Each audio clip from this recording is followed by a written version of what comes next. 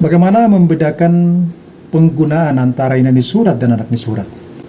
Inani surat I dan inani surat U berdiri sendiri menjadi suatu suku kata, artinya tidak bisa digabungkan dengan diakritik lain.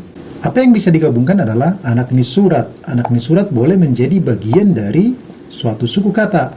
Bagaimana penerapannya? Mari kita lihat contohnya. Kata uhum. Kita eja terlebih dahulu kata-kata ini. Uhum. Dari ejaan ini maka bisa kita tuliskan aksara Bataknya. Ha, u, ma. Nah, ketika di satu suku kata artinya nanti kita pakai menjadi inani surat. Pa, rahu. Upama. Upama. Laut.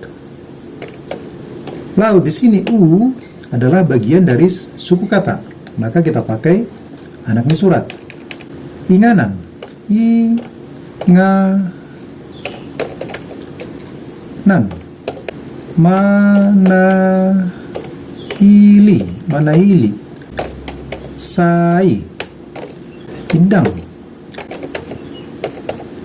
Dais. Dais. Maka jika kita tuliskan dalam aksara Batak,